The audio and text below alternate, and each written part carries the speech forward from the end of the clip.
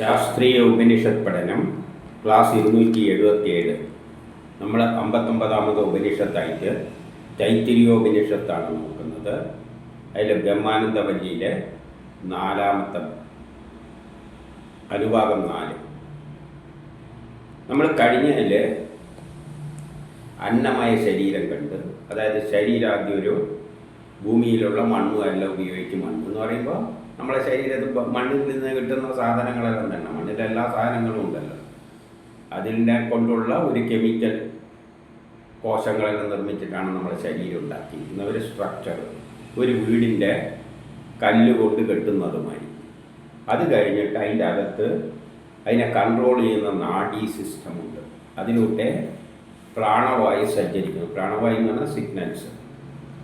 അത് വീട്ടിൻ്റെ അകത്തൊന്നുണ്ട്, ഇലക്ട്രിക് വയറുണ്ട്, സിഗ്നലുണ്ട്,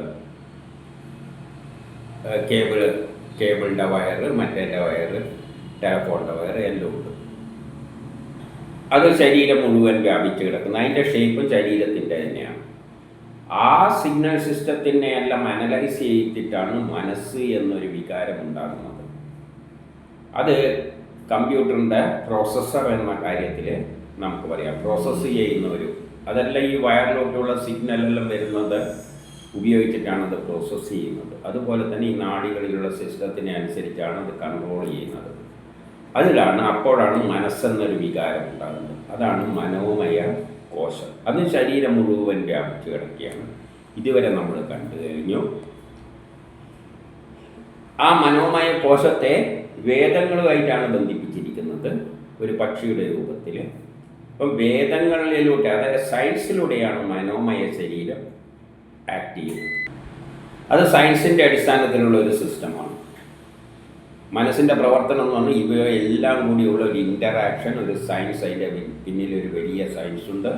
അത് ഋഗ്വേദം, യജുർവേദം, സാമവേദത്തിലാണ്, അഥർവവേദത്തിൽ, ഇങ്ങനെ 4 വേദങ്ങളിലുള്ള സയൻസിൻ്റെ അടിസ്ഥാനത്തിലാണ് ഈ മനസ്സെല്ലാം ഉത്ഭവിക്കുന്നതും മനസ്സിൻ്റെ ആക്ടിവിറ്റീസ് നിയന്ത്രിക്കുകയും ചെയ്യുന്നു. സയൻസ് ഉണ്ടായാൽ മാത്രം പോരാ, ഇനി എന്തിനു വേണം? അതിനെ പ്രയോഗിക്കണം. അത് സയൻസ് ആദ്യം പഠിക്കണം. അതാണ് വിജ്ഞാനമയം. അപ്പം നമ്മളിവിടെ ഇതിൽ വിജ്ഞാനമയ കോശത്തെ പറ്റിയാണ് പറയാൻ പോകുന്നത്. അതിനു മുമ്പിൽ തന്നെ ഈ മനോമയ ശരീരത്തിൻ്റെ അകത്താണ്, സൂക്ഷ്മമായിട്ടാണ് ആരിയിരിക്കുന്നത്? ആ പരമാത്മാവില്ലെങ്കിൽ ജീവാത്മാവിരിക്കുന്നത്. ജീവാത്മാവ് എന്താണെന്ന് നമ്മൾ പറഞ്ഞിട്ടുണ്ട്, ഒരു പ്ലാൻ. ഈ ശരീരത്തിൻ്റെ പിന്നിലെല്ലാം ഇതിൻ്റെ പ്രവർത്തനങ്ങളെല്ലാം നിയന്ത്രിക്കുന്ന ഒരു പ്ലാൻ അതിൻ്റെ പിന്നിലുണ്ട്. അത് സയൻസിലൂടെയാണ് നിർവഹിച്ചിരിക്കുന്നത്. ആ പ്ലാനിൻ്റെ ഇടക്കാണ് അതിനെ കൺട്രോൾ ചെയ്യുന്ന ബ്രഹ്മം ഇരിക്കുന്നത്, പരമേശ്വരൻ ഇരിക്കുന്നത്. അപ്പോൾ അതിൻ്റെ അകത്താണ് സൂക്ഷ്മമായിട്ട് ഇരിക്കുന്നത്. അപ്പോൾ അതിനെപ്പറ്റി പറഞ്ഞിട്ടാണ് വിജ്ഞാനമയ കോശത്തിലേക്ക് വരുന്നത്. വിജ്ഞാനമയ കോശം എന്ന് പറഞ്ഞാൽ ഇത്രയും കാര്യങ്ങൾ നമ്മൾ മനസ്സിലാക്കണം. ഇതിൽ ബ്രഹ്മാനന്ദത്തെ ഗ്രഹിച്ചിട്ടുള്ള വിദ്വാൻമാരായ മനോമയ ശരീരത്തിൻ്റെ മഹാത്മ്യത്തെ വിവരിക്കുന്നു. വിദ്വാൻമാരായ ആൾക്കാർക്ക് ഇതിൻ്റെ പിന്നിലുള്ള മനോമയ ശരീരം, മനസ്സ് വേദങ്ങളുമായിട്ട് ബന്ധിപ്പിച്ചാണ് പറഞ്ഞത്, സയൻസുമായിട്ട്. അപ്പോൾ വിദ്വാൻമാരായ ആൾക്കാർക്ക് മാത്രമേ ഈ സയൻസിനെ ശരിയായ രൂപത്തിൽ മനസ്സിലാക്കി ബ്രഹ്മസാക്ഷാത്കാരത്തെ, ബ്രഹ്മത്തെ മനസ്സിലാക്കാൻ കഴിയുകയുള്ളൂ. ആ പരബ്രഹ്മ ആത്മാവിൻ്റെ സ്വരൂപമായ പരമാനന്ദത്തെ, അതിൻ്റെ ഉള്ളിലാണ് ആ ബ്രഹ്മം ഇരിക്കുന്നത് എന്ന് പറഞ്ഞപ്പോൾ, ബ്രഹ്മത്തിന്, ആ ബ്രഹ്മമാണ് നമ്മുടെ ശരീരമായി മാറിയതെന്ന് നമ്മളെ കൊണ്ട് ഇതെല്ലാം ചെയ്യിപ്പിക്കുന്നത്. അത് പ്രപഞ്ചം ഉണ്ടാകുന്നതിന് മുമ്പിൽ ഇവിടെ എന്തൊന്നുണ്ടായിരുന്നോ അതാണ് ബ്രഹ്മം. അതിന് രൂപവും ഭാവവും ഒന്നുമില്ല, ഒരു വിശാലമായ ഒരു സംഗതിയാണ്. അതിനതിരില്ല. അതിനാണ് ആനന്ദമയം എന്ന് പറയുന്നത്. ബ്രഹ്മം ആനന്ദ സ്വരൂപമാണ്. നമ്മളെ മനസ്സിൽ ആഗ്രഹങ്ങളുമില്ല, ഒരു പേടിയുമില്ല, ഭയവുമില്ല, ഒന്നുമില്ല. തുറന്ന പുസ്തകം പോലെയാണെങ്കിൽ അതാണ് ഏറ്റവും നല്ല ശാന്തി. ഉദാഹരണമായിട്ട് ഗാഠനിദ്രയിൽ നമ്മളെ മനസ്സിൽ ഒരു ചുരുക്കമില്ല, വട്ടപൂജ്യമാണ്. അതാണ് നമ്മുടെ ശരീരത്തിനും മനസ്സിനും എല്ലാം ഏറ്റവും നല്ല ശാന്തി നൽകുന്ന അവസ്ഥ. അതിൻ്റെ രൂപം എന്താണെന്നൊന്നും പറയാൻ പറ്റില്ല. ഗാഠനിദ്രയിലുള്ള നമ്മുടെ അവസ്ഥ, മനസ്സിൻ്റെ അവസ്ഥ എന്താണെന്നൊന്നും വർണ്ണിക്കാൻ പറ്റില്ല. അതേപോലെയുള്ള ഒരു സംഗതിയാണ് പ്രപഞ്ചം ഏതിൽ നിന്നുണ്ടായോ ആ ബ്രഹ്മം. അതുകൊണ്ടാണ് അതിനെ പരബ്രഹ്മ പരമേശ്വരൻ്റെ സ്വരൂപമായ പരമാനന്ദം വരെ, അതാണ് പരമാനന്ദാവസ്ഥ. ആ അവസ്ഥയെ നമ്മൾ മനസ്സുകൊണ്ടും വാക്കുകൊണ്ടും മൂലമായ ഇന്ദ്രിയങ്ങൾക്ക് എത്തിച്ചേരുവാൻ കഴിയില്ല. പക്ഷേ മനസ്സിൻ്റെ പിന്നിലുള്ള ആ പരബ്രഹ്മം, പ്രപഞ്ചം ഏതിൽ നിന്നുണ്ടായോ, നമ്മൾ ഏതിൽ നിന്ന് ഉത്ഭവിച്ചോ, അതിൻ്റെ പിന്നിലുള്ള ആ ശക്തിവിശേഷത്തെ നമ്മുടെ ഇന്ദ്രിയങ്ങൾ കൊണ്ട്, വാക്കുകൾ കൊണ്ട്, മനസ്സുകൊണ്ട് അവിടെ എത്തിച്ചേരാൻ പറ്റില്ല. കാരണം മനസ്സുകൊണ്ട് നമുക്കതിന് എന്താണ് ആ രൂപം, അതായത് രൂപവും ഭാവവും ഇല്ലാത്ത ഒരു സാധനത്തെ എങ്ങനെയാണ് നമ്മൾ മനസ്സിലാക്കുക? മാങ്ങേനെല്ലാം മനസ്സിലാക്കുന്നത് എന്തുകൊണ്ടാണ്? ആ മാങ്ങേൻ്റെ രൂപം ഉള്ളത് കൊണ്ടാണ്. ചക്കേനെ മനസ്സിലാക്കുന്ന ആ ചക്കേൻ്റെ രൂപം ഉള്ളത്. ഒരു രൂപമില്ലെങ്കിൽ അതിനെ എങ്ങനെയാണ് നമുക്ക് മനസ്സിലാക്കാൻ പറ്റില്ല. അപ്പം അത് മനസ്സുകൊണ്ടും പറ്റില്ല, വാക്ക് മുതലാവ കൊണ്ടും ആ ഉള്ളിലുള്ള ഇതിൻ്റെ എല്ലാം പിന്നിൽ അധിഷ്ഠാതാവായിരിക്കുന്ന ആ ബ്രഹ്മത്തെ, പരമാത്മാവിനെ മനസ്സിലാക്കുവാൻ കഴിയില്ല. അതുകൊണ്ട് മനസ്സിനും വാക്ക് മുതലാവ ഇന്ദ്രിയങ്ങൾക്കും അവിടെ എത്തിച്ചേരുവാൻ മനോമയ ശരീരത്തിന് ആവില്ല. മനസ്സാണ് എല്ലാം അനലൈസ് ചെയ്യുന്നുണ്ടെങ്കിൽ അതുകൊണ്ട് അതിൻ്റെ ഉള്ളിലുള്ള ആ പരമാത്മാവിനെ മനസ്സിലാക്കാനാവില്ല. എന്നാൽ ബ്രഹ്മത്തോട് അടുക്കുവാൻ ഇത് സഹായിക്കും. എന്നാൽ ഈ മനസ്സിലുള്ള ചിന്തകൾ കൊണ്ട് സയൻസിൻ്റെ അടിസ്ഥാനത്തിൽ, മനസ്സ് എന്ന് പറയുന്നത് സയൻസുമായിട്ട് ബന്ധിപ്പിച്ചു കഴിഞ്ഞു, അതിലൂടെ നമുക്ക് വേണ്ടി അതിൻ്റെ അടുത്ത് വരെ ചെല്ലാം. ഏത് വരെ ചെല്ലാം? എന്തോന്നുണ്ടായിരുന്നു, അതിന് രൂപവും ഭാവവും ഇല്ല, അതാണ് ഈശ്വരൻ. ആ അടുത്ത് വരെ നമുക്ക് ചെല്ലാം, അല്ലാതെ അതിനപ്പുറം വ്യാഖ്യാനിക്കാൻ നമുക്ക് പറ്റില്ല. മനസ്സ് മൂലമായവ ആ പുരുഷനെ എന്തു ചെയ്യുന്നു? പരബ്രഹ്മത്തിൻ്റെ വാതിൽ വരെ എത്തിച്ചിട്ട് പിന്തിരിയുന്നു. അപ്പം മനസ്സിലൂടെ നമ്മൾ ചിന്തിച്ചാൽ ഈ മനസ്സ്, വാക്ക് ഇതെല്ലാം നമ്മളെ ആ പരബ്രഹ്മത്തിൻ്റെ അടുത്ത് വരെ എത്തിച്ചിട്ട് ഇങ്ങോട്ട് പിൻവലിയും, അതിൻ്റെ വാതിൽ വരെ. പിന്നെ നമ്മൾ അങ്ങോട്ടേക്ക് സ്വയം പ്രവേശിക്കണം. അല്ലാതെ വാക്കിനും മനസ്സിനും ഒന്നും അതിനെ വർണ്ണിച്ചേരാൻ പറ്റില്ല. അവിടെ വരെ നമ്മൾ എത്തിച്ചേരും.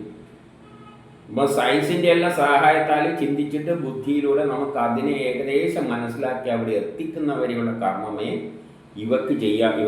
ഇവയ്ക്കെല്ലാം ചെയ്യാൻ പറ്റുകയുള്ളൂ. പിന്നെ നമ്മൾ സ്വയം അതിലേക്ക് കടക്കണം. അതോടെ അയാൾ അദ്ദേഹത്തെ പ്രാപിക്കുന്നു. പിന്നെ അയാൾ സ്വയം അതിലേക്കങ്ങ് ചാടുക. ഇതിനങ്ങോട്ടേക്ക് പോകാൻ പറ്റില്ല. ആനന്ദമയ സ്വരൂപത്തെ അറിഞ്ഞവന് പിന്നെ ഭയമില്ല. അങ്ങനെ അതിൽ ലയിച്ചു കഴിഞ്ഞാൽ ആനന്ദമയ സ്വരൂപമായ ആ ബ്രഹ്മത്തിൽ അവനെത്തിച്ചേർന്നു. പിന്നെ അവന് ഭയമില്ല, വിചാരങ്ങളില്ല, ഒരു ചുക്കും ഇല്ല. അപ്പം ഇത് ഏതിലൂടെയാണ് വരുന്നത്? മനസ്സിനെ ബുദ്ധി ഉപയോഗിച്ച്, മനസ്സ് വേദങ്ങളാണെന്ന് പറഞ്ഞ് ആ ബുദ്ധി ഉപയോഗിച്ച് അതിനെ അനലൈസ് ചെയ്തുകൊണ്ട് വേണം നമ്മൾ അതിൻ്റെ അടുത്തേക്ക് കടക്കാൻ. അതാണ് ഇതിൻ്റെ അർത്ഥം.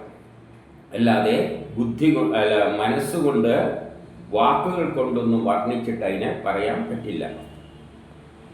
മനോമയ ശരീരമായ ശരീരത്തിൻ്റെ, അപ്പം ഈ മനോമയമായ ശരീരത്തിൻ്റെ അകത്തിരിക്കുന്ന, അന്തരാമിയായിരിക്കുന്ന ആത്മാവ് എന്ന് പറയുന്നത് തന്നെയാണ് നമ്മുടെ ഈ അന്നമയ ശരീരത്തിൻ്റെ അകത്തൊരാത്മാവുണ്ട് എന്ന് പറയുന്ന എല്ലാം ഒന്ന് തന്നെയാണ്. അപ്പം ഈ അന്നമയ ശരീരത്തിൻ്റെയും പ്രാണമയ ശരീരത്തിൻ്റെയും മനോമയ ശരീരത്തിൻ്റെയും എല്ലാം അകത്തിരിക്കുന്ന ആ കക്ഷി ഒന്ന് തന്നെയാണ്. അതിനാണ് ആത്മാവ് എന്ന് പറയുന്നത്.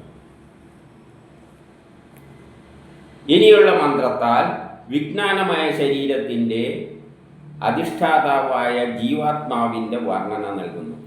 ഇനി വിജ്ഞാനമയ ശരീരം, അപ്പം മനസ്സ് നമ്മൾ ഉണ്ടായിക്കഴിഞ്ഞാൽ പിന്നെ നമ്മൾ എന്ത് ചെയ്ത്, അത് വേദങ്ങളുടെ അടിസ്ഥാനത്തിലാണ്, സയൻസിൻ്റെ അടിസ്ഥാനത്തിലാണ് മനസ്സെല്ലാം ഡെവലപ്പ് ചെയ്തിരിക്കുന്നത്. ഇനി ആ മനസ്സിലൂടെ വേണം, ഈ വേദങ്ങളുടെ ജ്ഞാനത്തിൻ്റെ സഹായത്താൽ വേണം നമ്മൾ ആ ബ്രഹ്മത്തോട് അടുക്കാനെന്ന് നേരത്തെ പറഞ്ഞു കഴിഞ്ഞു. ഈ വേദങ്ങൾക്കും വാണികൾക്കും എല്ലാം നമ്മൾ അതിൻ്റെ അകത്തുള്ള ആത്മാവിൻ്റെ അടുത്ത് വരെ എത്തിക്കാൻ അവർക്ക് കഴിയും. അതാണ് വിജ്ഞാനത്തിലൂടെ നേടേണ്ടത്. അതാണ് വിജ്ഞാനമയ ശരീരം. അത് വിജ്ഞാനത്തിലൂടെ ഈ ശാസ്ത്രങ്ങളെയെല്ലാം വേദങ്ങളെയെല്ലാം ശരിക്കും മനസ്സിലാക്കിയിട്ട് എന്താണ് ആ അവർ പറഞ്ഞു തരുന്ന ആ ബ്രഹ്മം, നിർഗുണമായ ബ്രഹ്മം, അത് നമ്മൾ സ്വയം അവിടത്തേക്ക് എത്തിച്ചേരണം. അത് വാക്കുകൾ കൊണ്ടൊന്നും എക്സ്പ്ലെയിൻ ചെയ്യാൻ പറ്റില്ല. നമ്മൾ തന്നെ നമ്മളെ വിജ്ഞാനം ഉപയോഗിച്ചുകൊണ്ട് ആ അവസ്ഥയെ തിരിച്ചറിയാൻ ശ്രമിക്കണം. മനോമയ ശരീരത്തെക്കാളും സൂക്ഷ്മമാണത്. അതായത് മനസ്സിനെക്കാട്ടിയും സൂക്ഷ്മമാണത്. മനസ്സ് എന്ന് പറയുന്നത് സയൻസിൻ്റെ എല്ലാം ഫലമായിട്ട്, നമ്മുടെ നാഡീവ്യൂഹങ്ങളുടെ എല്ലാം ഫലമായിട്ടുണ്ടാകുന്ന ഒരു സംഗതിയാണ് ഈ മനസ്സ്. ഈ നാഡികളുടെ എല്ലാം പ്രവർത്തനം എല്ലാം സയൻസാണ്. ആ മനസ്സ് എന്ന് പറയുന്നതെല്ലാം സയൻസിൻ്റെ ഭാഗമായിട്ടുണ്ടാകുന്ന ഒരു സംഗതിയാണ്. അതെല്ലാം വേദങ്ങളിൽ വിസ്തരിച്ച് പറഞ്ഞിട്ടുണ്ട്. അപ്പോൾ അതിൻ്റെ അടിത്തറ വേദങ്ങളിലൂടെയാണ്. ആ വേദങ്ങളെ ശരിക്കും മനസ്സിലാക്കിയിട്ടാണ് നമ്മൾ വിജ്ഞാനം നേടിയിട്ട് ഉള്ളിലേക്ക് കടക്കേണ്ടത്. അപ്പം മനോമയ ശരീരത്തെക്കാട്ടിയും സൂക്ഷ്മമായ വിജ്ഞാനമയ ശരീരം, അതിൻ്റെ ഉള്ളിൽ വസിക്കുന്നു. മനസ്സിൻ്റെ ഉള്ളിലാണ് ഈ വിജ്ഞാനം കിടക്കുന്നത്. അപ്പോൾ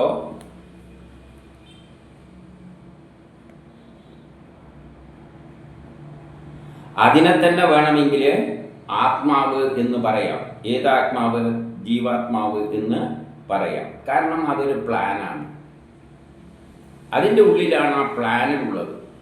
ജീവാത്മാവിനെ നമ്മൾ മനസ്സിലാക്കണം. ആ ജീവാത്മാവ് എന്ന് പറയുന്ന പ്ലാനാണ്. ഒരു വീട്ടിന് ചുമര് കൊണ്ട് വീട് കെട്ടി അതിൻ്റെ ഉള്ളിൽ വയറുകളെല്ലാം ഉണ്ട്. അതിൻ്റെ അകത്ത് പിന്നെ ആൾക്കാർ മനസ്സുകളായിട്ട് ആക്ട് ചെയ്യുന്നുണ്ടെങ്കിലും ഈ വീടെല്ലാം എവിടെ നിന്നാണ് വന്നത്? ഒരു പ്ലാനിൽ നിന്നാണ് വന്നത്.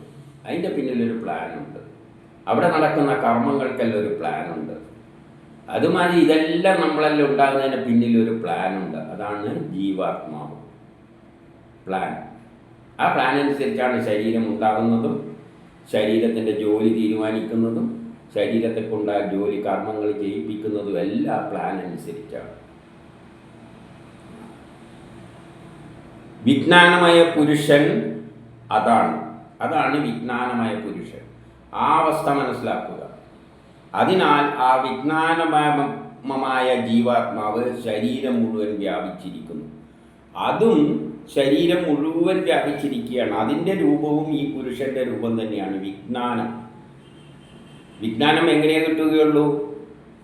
എല്ലാറ്റിനെയും പറ്റി നമ്മളെ ശരീരം എന്താണ്, എല്ലാം നാഡികളിലൂടെയും ബുദ്ധിയിലൂടെയും എല്ലാം അനലൈസ് ചെയ്തിട്ടാണ് നമ്മളത് മനസ്സിലാക്കേണ്ടത്. അപ്പോൾ അതും ശരീരം മുഴുവൻ വ്യാപിച്ച് കിടക്കുന്ന ഒന്നാണ്. അതിന് ലിമിറ്റില്ല. ജീവാത്മാ സ്വരൂപനായ ക്ഷേത്രജ്ഞൻ. അപ്പോൾ ആ ജീവാത്മാവെന്ന ക്ഷേത്രജ്ഞൻ, അതാണ് ആ പ്ലാന്. ആ പ്ലാന് ഏതിൽ അന്തർലീനമാണ്?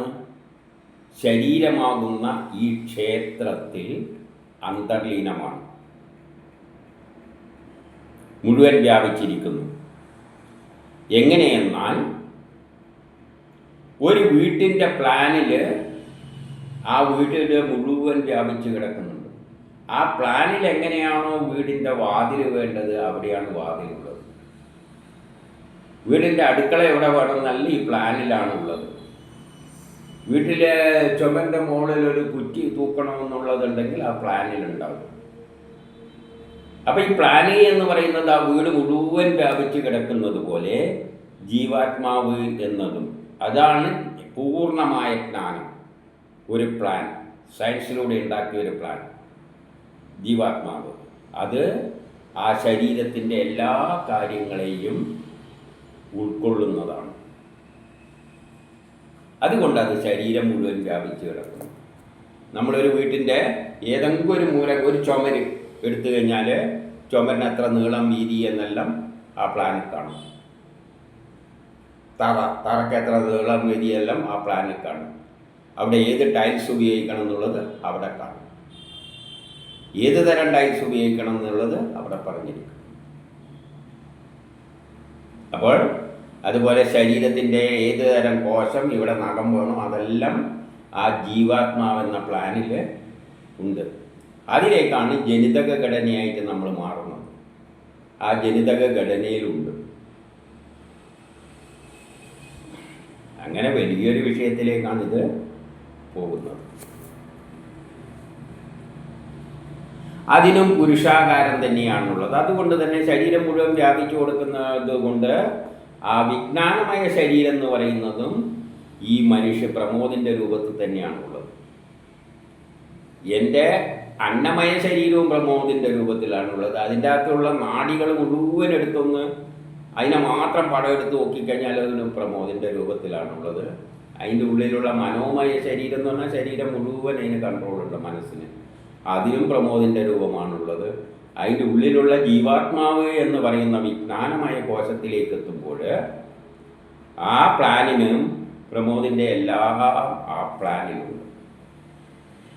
അത് ഏറ്റവും സൂക്ഷ്മമാണ്. അതിനെ പക്ഷിയുടെ രൂപത്തിൽ ഇങ്ങനെ വിഭാവനം ചെയ്യുക. അപ്പം ജീവാത്മാവിനെ അല്ലെങ്കിൽ ആ ഉള്ളിലുള്ള വിജ്ഞാനമായ കോശത്തെയും ശരീരത്തെയും ഒരു പക്ഷിയുടെ രൂപത്തിൽ, പക്ഷി ചലിക്കുന്നത് പോലെ. എങ്ങനെയാണത് ചലിക്കുന്നതെന്ന് വെച്ചാൽ ബുദ്ധിയുടെ വൃത്തിയെ പക്ഷിയുടെ ശിരസ്സായി കാണുക. ആ പക്ഷിയുടെ ശിരസ്സാണ് നമ്മുടെ ബുദ്ധിയുടെ പ്രവൃത്തി. പക്ഷേ ആ പ്രവൃത്തി എന്തായിരിക്കണം? ദൃഢവിശ്വാസമുള്ളതായിരിക്കണം. ഉറച്ച മനസ്സുള്ള ഒരു ബുദ്ധി, ഉറച്ച ബുദ്ധി, എല്ലാ ജ്ഞാനവും മനസ്സിലാക്കാനുള്ള കഴിവ്, ഇതിൻ്റെ പിന്നിലല്ല ഒരു ശക്തിയുണ്ട് എന്ന് മനസ്സിലാക്കാനുള്ള ഉറച്ച ബുദ്ധിയാണ് ആ പക്ഷിയുടെ ശിരസ്.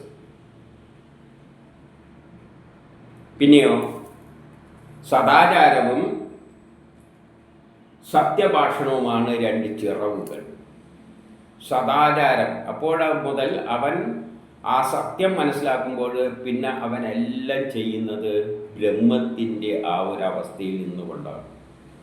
അതുകൊണ്ട് അവരെ സദാചാരമായിരിക്കും. സത്യപ്രഭാഷണമേ പറയൂ, കളവൊന്നും പറയില്ല. അതിൻ്റെ ആവശ്യമില്ല. അവൻ സത്യമേ പറയുള്ളൂ. അപ്പോൾ സദാചാരവും സത്യപ്രഭാഷണവുമാണ് ആ പക്ഷിയുടെ ചിറക്. എന്നിട്ടോ ധ്യാനമാകുന്ന ആ ഒരു സംവേദമാണ് അതിൻ്റെ ശരീരം, ആ പക്ഷിയുടെ ശരീരം, മധ്യഭാഗം. അതിനെ മഹസ് എന്ന് പറയുന്നു. അവിടെയാണ് ജീവാത്മാവിൻ്റെ ആശ്രയസ്ഥാനം. ആ മധ്യസ്ഥാനത്താണ് ജീവാത്മാവിൻ്റെ ആശ്രയസ്ഥാനം. അതായത് ഹൃദയത്തിൻ്റെ അകത്താണ് ആ ജീവാത്മാവ് ഇരിക്കുന്നത്. ഒരു ശരീരമുണ്ട്, അതിനകത്ത് കൺട്രോൾ ചെയ്യാൻ നെർവസ് സിസ്റ്റമുണ്ട്. നെർവസ് സിസ്റ്റത്തിനെ അനലൈസ് ചെയ്യാൻ ഒരു സിസ്റ്റമുണ്ട്. അത് ആ പ്രോസസ്സറാണ്. ആ പ്രോസസ്സറിൽ നിന്നാണ് മനസ്സ് എന്നൊരു വികാരമുണ്ടാകുന്നത്. അത് സയൻസിൽ അധിഷ്ഠിതമാണ്. ആ 4 വേദങ്ങളിലുള്ള സയൻസ് എല്ലാം അതിൻ്റെ അകത്ത് അടങ്ങിയിരിക്കുന്നുണ്ട്. അതിനെ പിന്നെ നമ്മൾ ബുദ്ധി എന്നത് ഉപയോഗിച്ചുകൊണ്ട് ഉറച്ച ബുദ്ധിയിലൂടെ വിശകലനം ചെയ്തിട്ട് ഇതിൻ്റെ എല്ലാം പിന്നിൽ കിടക്കുന്ന ആ ജീവാത്മാവ് എന്ന സംഗതിയെ മനസ്സിലാക്കണം. ഒരു പ്ലാനുണ്ട്, അതിനാണ് ജീവാത്മാവ്. ആ പ്ലാൻ അനുസരിച്ചാണ് ഇതെല്ലാം നമ്മളെ സൃഷ്ടിച്ചിരിക്കുന്നത്. നമ്മളെ കർമ്മങ്ങളെല്ലാം പ്ലാനിൽ, ജീവാത്മാവിലാണ് കിടക്കുന്നത്. അതിൻ്റെ പിന്നിലാണ് ആ പരമേശ്വരൻ എന്ന ശക്തിവിശേഷം, ഏതാണ്, ആനന്ദമയ കോശം കിടക്കുന്നത്. അപ്പം ഇത് ബുദ്ധിയിലൂടെ ഇതെല്ലാം മനസ്സിലാക്കണം. നമ്മളെ സൃഷ്ടിച്ചതിന് മുന്നിൽ ഒരു പ്ലാനുണ്ട്.